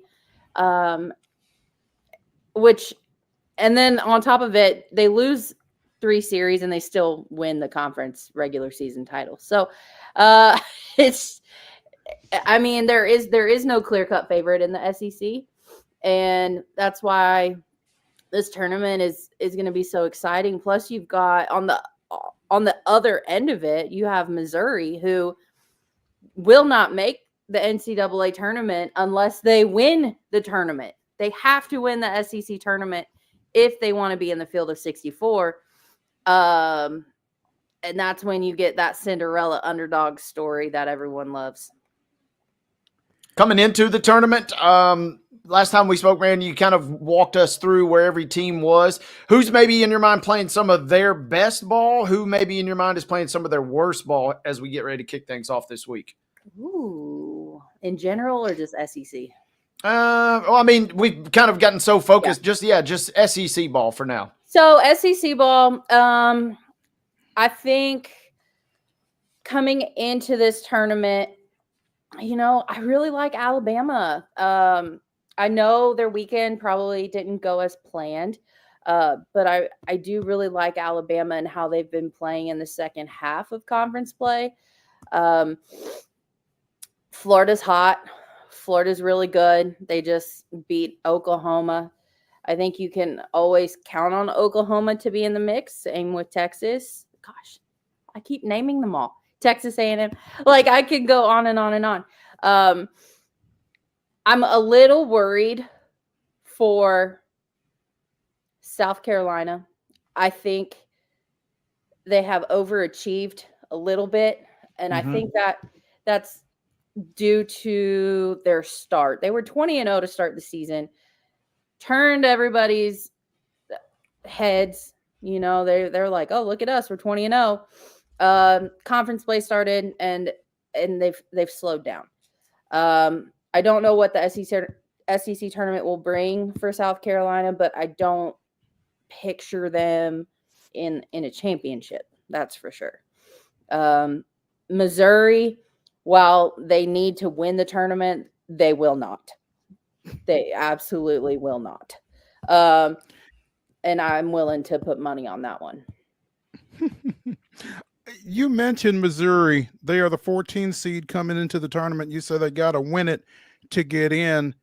And I guess that's owing to their, 25-30 overall record, because they and Auburn are each 6-18. Auburn is the number 15 seed, but Auburn is 32-21 overall. So you feel like Auburn's in? I do. Also, Auburn's RPI, their RPI, they've been high on RPI all year. They're a top 20 RPI team. So I do think Auburn's in. Their strength of schedule is a top 10 strength of schedule. Everything that goes into, the makings of a tournament team is what Auburn is. The only thing is they've only won 6 conference games. In softball, you cannot be under 500 and make the NCAA tournament. So that is Missouri's problem, is that they are under 500. It doesn't matter if you're playing in the best conference and the best teams in the country are beating you. You did not win. So they literally need to win 5 games just to not be under 500. And 5 games is what it would take for them to win the SEC tournament. Correct. And you get, by winning the conference tournament, you get an automatic bid. Yeah. So what Missouri needed to happen over the weekend, they needed to sweep Georgia and to potentially set themselves up to just make the championship, the SEC championship. Unfortunately, they didn't sweep Georgia. So that's where they are missing out on. Oklahoma, the number 1 seed, by virtue of the fact that Texas A&M played 1 game less as much as anything else. But again, we're not necessarily surprised to see Oklahoma as the number 1 seed in a conference tournament. No. Do I think it's surprising in their first year in the SEC with the roster that they have? Maybe a little bit. They, outside of Sam Landry in the circle, they really need to figure out who can help them win down the stretch. Kirsten Deal had a great last couple of starts, but I mean, Sam Landry is what they've got, and they're probably gonna ride her all the way till the end at this point.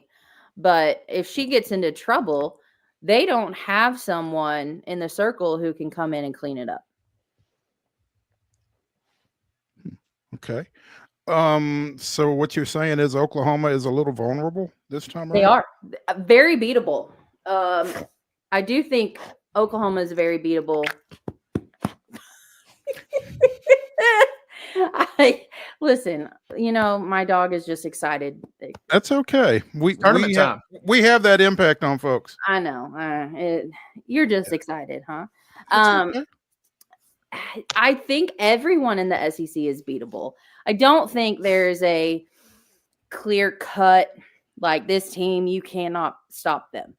And that shows in how everyone finished. I mean, Oklahoma still lost 6 games in SEC play?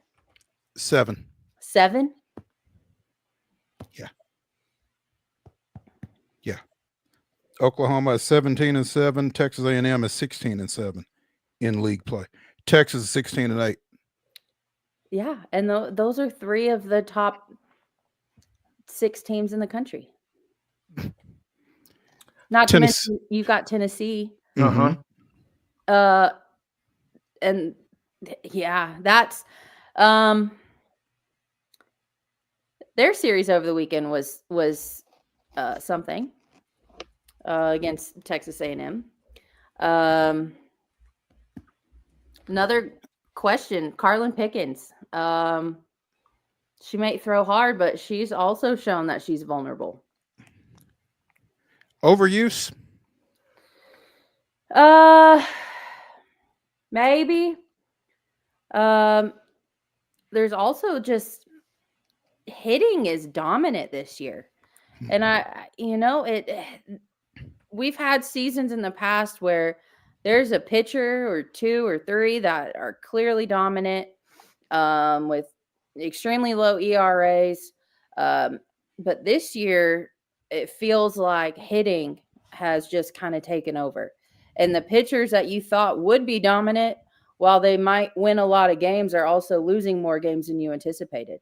So, 78 miles an hour is one thing, but she's lost quite a few games as well. To that point, Maren, also I'm looking at some stats, and Tennessee is 11th in average. They're 7th in slugging. I mean, they're kind of in the middle of the pack at best offensively. Is that where the main concerns are? Is Tennessee's ability to score and manufacture runs? Absolutely. While you have that pulled up, how are they compared to Auburn? And there's a point to this.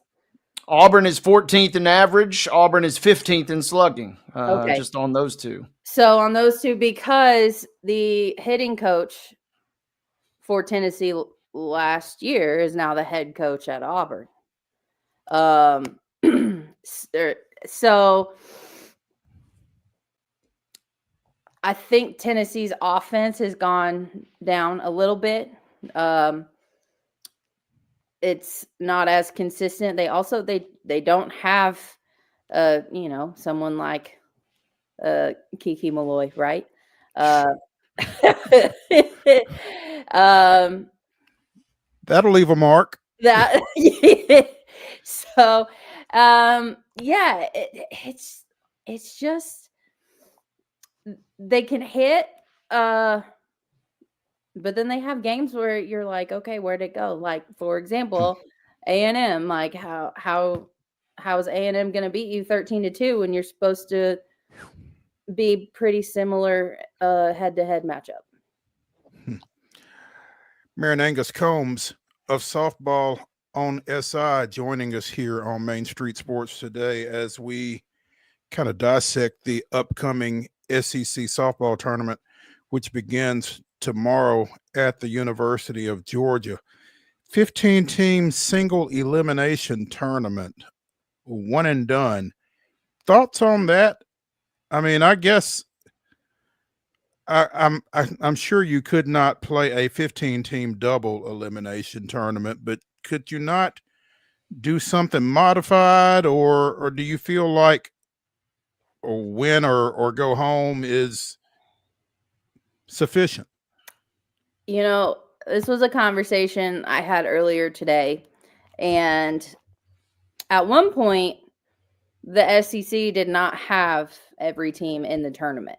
It was a 12-team tournament, and the 13th place team did not make it. That changed after, I think it was Mississippi State was supposed to host, and they were the number 13 seed, and hosting a tournament that you're not playing in isn't exactly fun. And all of a sudden, they're going to have all 13 teams playing this tournament. Do I think it should change? No, I think I think they should have all 15 teams in this tournament.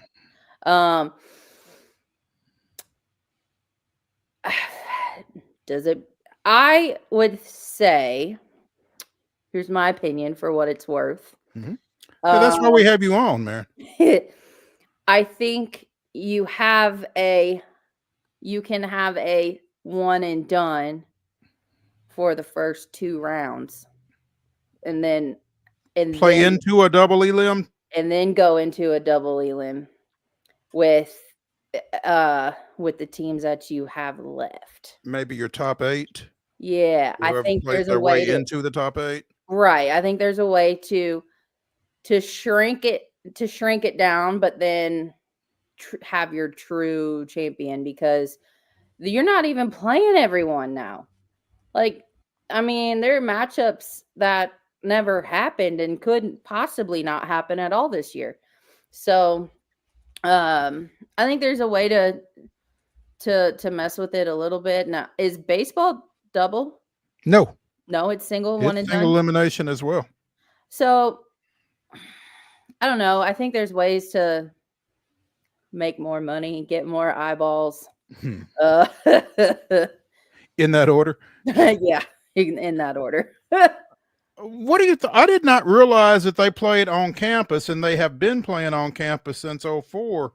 But I remember when they played this on neutral sites, both in Chattanooga and in Columbus before that, when Columbus had been used for the Olympics. What prompted them to go on campus, and is that a done deal, do you think? Yeah, it's a rotating tournament. Yeah. So each team gets a chance to host. And I guess now that everybody's in it, that's not such a bad thing.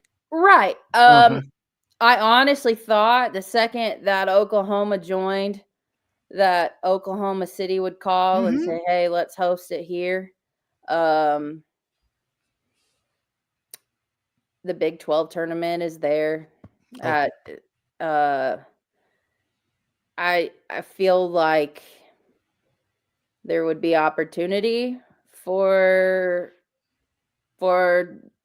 Devon Park at USA Hall of Fame softball complex to switch it up and maybe offer to host the SEC tournament instead of the Big 12 tournament.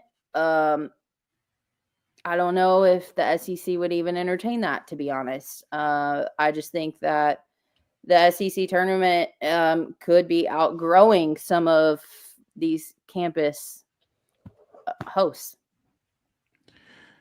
The stadium on the campus of the University of Georgia, Jack Turner Softball Stadium, holds approximately 1,400. Yeah. I'd say in terms of outgrowing, that might be the case come this week. Yeah. That's why I bring up Oklahoma City. If you were to have it be a stationary tournament, your options are either you have it at Alabama every year, which people are going to scream home cooking, or you have it. I don't know what Frost Stadium holds, Don't either. but I mean that's always an option. And it's kind of centrally. It's not centrally located as much anymore, but not quite. Not quite. But it's more centrally located than, or it might be the most viable, quote, centrally located venue. Right. Yeah. I don't know if there's anywhere else outside of Oklahoma that. And the only problem with Oklahoma is, would all the SEC fans go there if they're already planning on going to the Women's College World Series? Would they, or are you going to end up with 10,000 OU fans, and then everyone's going to be mad that it's OU's home field?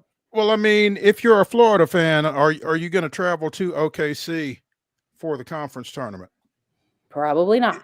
If you're a South Carolina fan, I mean, that might be a tough ask. So yeah, that's interesting. It's an interesting dynamic, I think. Mm-hmm. Maren Angus-COOMBS of Softball on SI joining us here on Main Street Sports today. Again, the SEC softball tournament begins tomorrow in Athens. You've got Kentucky and Georgia. That's a 12 noon start, followed by Missouri and Ole Miss. Missouri needing to make a run to get to the NCAA tournament. And in the nightcap, it's Auburn and Alabama. Nobody will be watching that, huh? Let's go. Iron Bowl in the opening round. There we go. Get it out the way. Again, it is single elim. Continues on Wednesday. LSU, Mississippi State, and then Arkansas, Florida, and South Carolina all hit the field on Wednesday. And then your top 4 seeds, Oklahoma, Tennessee, Texas, and A&M get involved in your quarterfinals on Thursday. Who do you like? Oh boy. Arkansas is I do really like Arkansas. I would, if I'm gonna pick an underdog, I would go with Mississippi State if you're gonna call them an underdog. I think they've got the pitching and Raylan Chafin. I think they've got an explosive offense. They got the swagger. I like their swagger. Like they've you watch them and you're like, oh, that's a fun team. Those are my 2 picks. Okay. Mississippi State, the number 8 seed. Again, they open play on Wednesday against number 9 LSU. So we'll find out pretty quick if they've got the goods. Well, Raylan Chafin in the circle from Mississippi State transferred from LSU. So you've got a storyline there where she's going to want to beat her old team. And they're going to want to beat her. And they're going to want to beat her, of course. But I like the Bulldogs. Okay. All right. Maren, we appreciate it. We will check back with you and see how your Razorbacks and your Bulldogs hold up and your doodle there. Appreciate y'all taking some time with us today. It was our honor. Yeah, absolutely. We will talk soon. Thanks, Maren. Sounds good. All right. Bye. Let's take a break here on Main Street Sports today, presented by the Tennessee Orthopedic Alliance of Columbia. Let's come back for the final segment as we look back at everything that took place over the weekend that we've not gotten to yet. Stick around.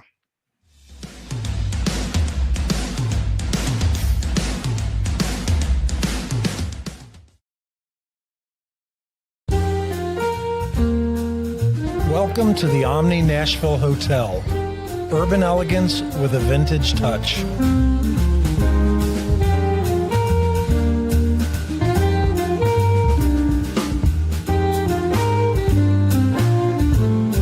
Our 800-room hotel opened up in the fall of 2013 with 746 guest rooms and 54 suites. At Delta Dental of Tennessee, we know our success begins and ends with providing superior quality service, and that includes serving those who need it most. This year, we're celebrating 25 years of giving back to the community we call home. Delta Dental, along with our Smile 180 Foundation, supports Tennessee's dental colleges and oral health education, children's hospitals, free and reduced cost dental clinics, and other like-minded charities. Here's to the next 25 plus years of ensuring healthy smiles.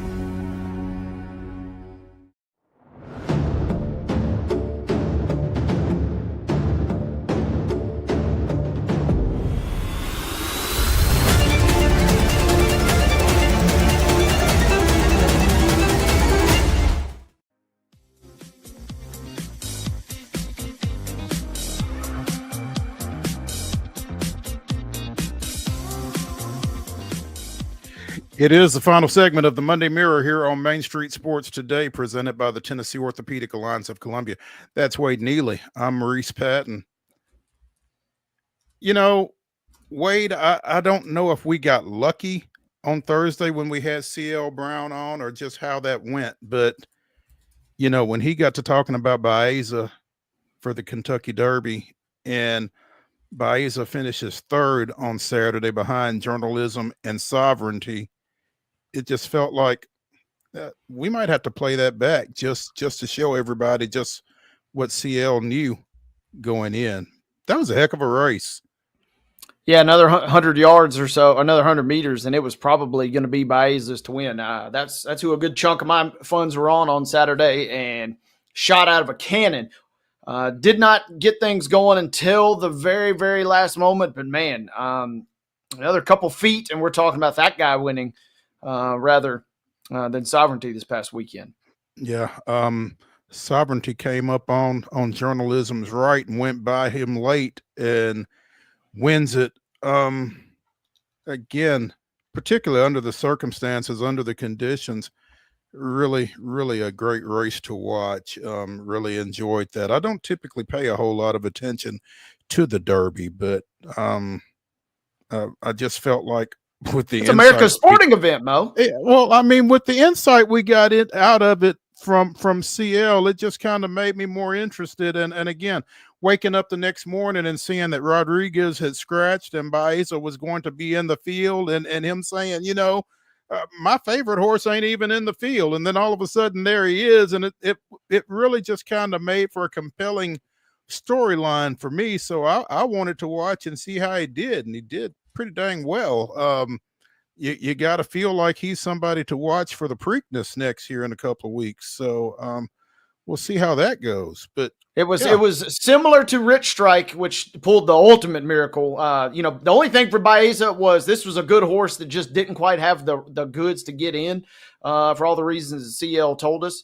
Rich Strike coming in and then goes off at 80-1. That is still the longest of long shots, coming in as the alternate and being that. But yeah, I had the chunk down on Baeza, and he closed as your third betting favorite. You could go ahead and put horse betting is so weird the way they do this, but you could go ahead and put a future down and lock it in. He closed as your third favorite for the Preakness. Journalism 1, Rodriguez 2, and then Baeza goes off at 14-1.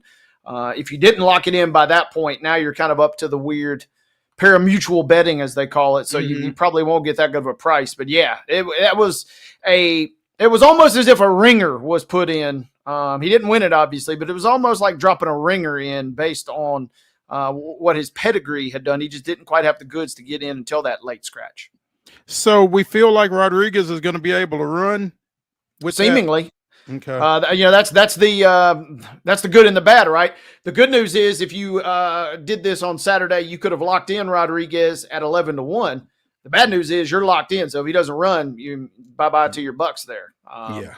You know, so you forfeit that safety, if you will. But you kind of can potentially get some bigger odds. So, but Journalism 5-1, and he had a great race too. But man, it was fun watching him sloppy track all day. Even some of the turf races earlier in the day still were clean, but man, you could just see kind of chunks flying off. I mean, it was a classic Derby. It feels like it rains every year. You know, people still showing up in $1,000 suits and some of the greatest hats known to man, knowing they're going to get ruined by the weather. But they can truly fun. Yeah, it was a ton of fun.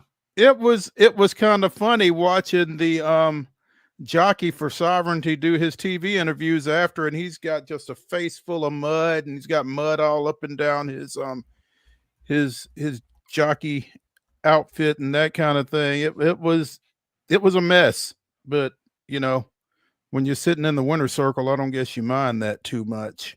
We talked about Blades Brown down at the Tulum Championship at PGA Riviera Maya last week. Started with a 79. He worked that down to a 75 in Friday's second round, but 10 shots over through the first 2 rounds. Blades didn't make the cut.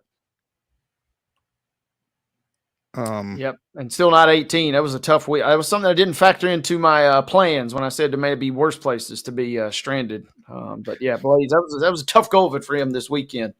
It was, and I mean, again, that's going to happen when you're still a couple of weeks shy of your 18th birthday. So I mean, it's going to happen when you're beyond 18 too, right? I mean, this is the battle now that he is in. He's going to have to fight.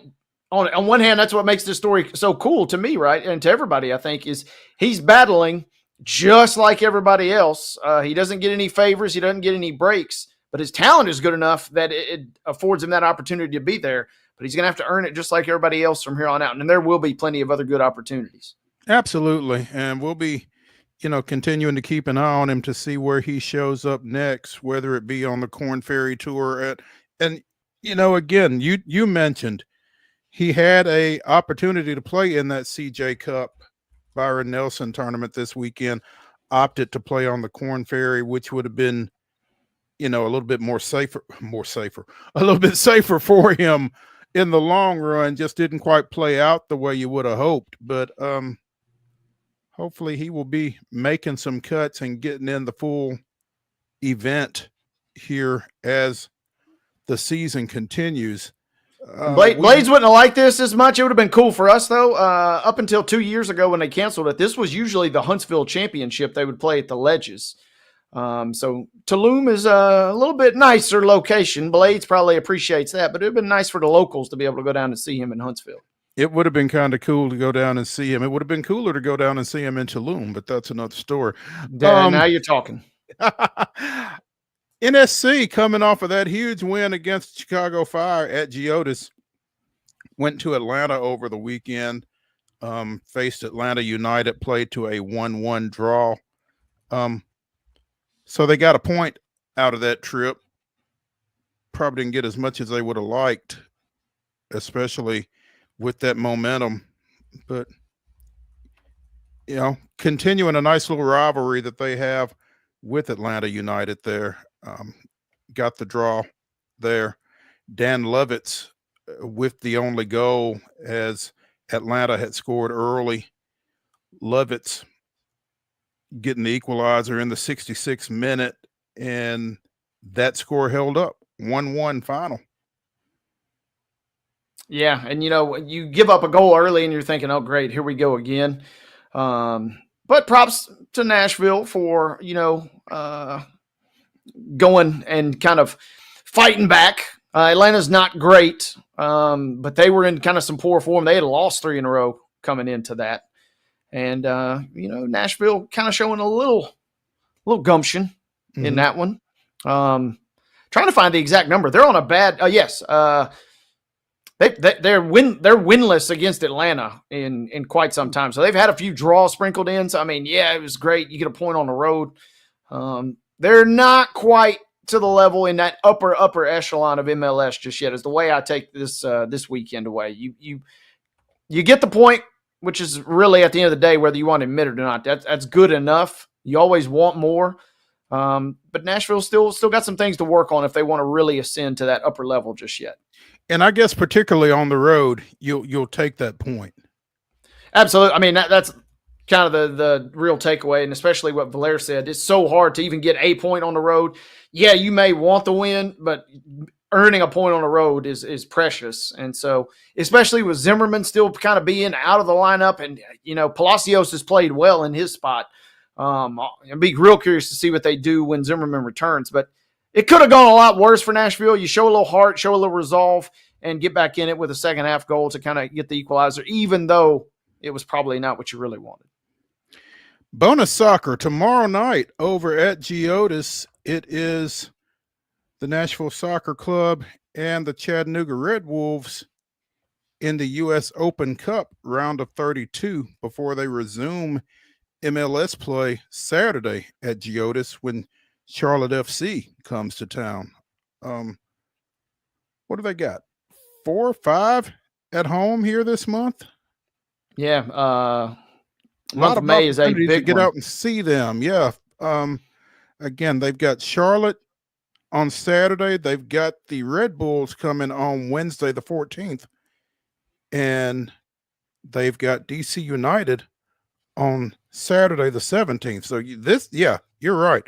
This is a busy stretch. They got, starting tomorrow, over like a 10, 12-day stretch, they got 4 games all at Geodis. Thank goodness. But plenty of opportunities to get out and see them. Sweet deal they're running right now too. Yeah, you can get in 5 home matches and they give you a free hat for $100. Sweet lid, by the way, too. So you can secure tickets for $100 to all 5 matches and get an item to go with it. That's a pretty good deal that they're trying to push over this next little run here. Wow, that ain't bad. Okay. Joe Logano wins at Texas.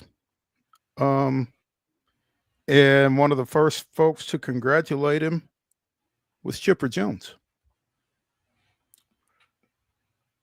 I knew something was up. That's a work in the wrestling business, we'd call that. Yeah, we'll talk to Heather more about that one on Wednesday. But yeah, that's quite fascinating there. I'm trying to find results behind Joey. Let's see. We had Logano, Chastain with a second place finish for Trackhouse, followed by Ryan Blaney, Kyle Larson, and Eric Jones. That's your top 5 there. Ricky Stenhouse Jr., Austin Dillon, John Nemechek, Christopher Bell, and Trackhouse twice in the top 10 as Daniel Suarez finishes 10th. So again, we'll check in on Wednesday with Heather and get more insight into Texas and how she felt like the race went. You know, we talked Friday about the Cats. We thought they were playing Corpus Christi here this weekend. That was not the case. Either misread the schedule or the schedule was wrong. Not sure. They do both are viable options with us. Yeah, no question. Yeah, one of those is more likely than the other, and it ain't the 2 guys on this show. Yeah, there you go. But there was news made by the Cats who do go to Albany this weekend, taking on the Firebirds. The Firebirds won 42-34 at Municipal back in late March. But again, the Cats did make some news this weekend as former Raiders coach, I'm not sure which iteration of the Raiders it was, but former Raiders head coach John Gruden has joined the Cats ownership group.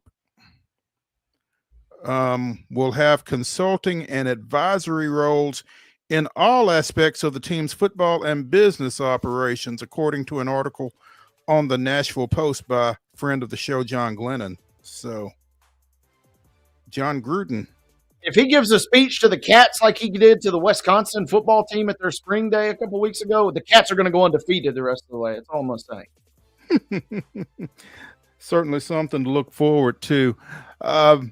That's going to do it for the Monday Mirror edition of Main Street Sports Today, presented by the Tennessee Orthopedic Alliance of Columbia.